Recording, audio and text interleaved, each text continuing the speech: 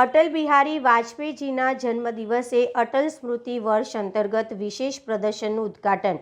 પૂર્વ વડાપ્રધાન ભારત રત્ન સ્વ અટલ બિહારી વાજપેયીજીના જન્મદિવસ નિમિત્તે અટલ સ્મૃતિ વર્ષ અંતર્ગત વડોદરામાં વિશેષ પ્રદર્શનનું આયોજન કરવામાં આવ્યું છે। આ વિશેષ પ્રદર્શનનું ઉદ્ઘાટન ભાજપ ગુજરાત પ્રદેશ અધ્યક્ષ જગદીશ વિશ્વકર્માના હસ્તે કરવામાં આવ્યું હતું।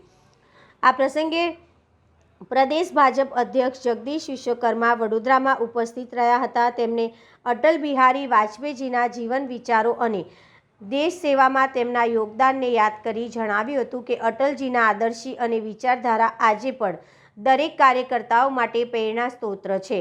પ્રદર્શનના ઉદ્ઘાટન કાર્યક્રમમાં ભાજપના નેતાઓ, કાર્યકર્તાઓ તથા મોટી સંખ્યામાં નાગરિકો હાજર રહ્યા હતા। આ પ્રદર્શનમાં અટલ બિહારી વાજપેયીજીના જીવન પ્રસંગો, રાજકીય સફર અને રાષ્ટ્રીય યોગદાનને દર્શાવવામાં આવ્યું છે।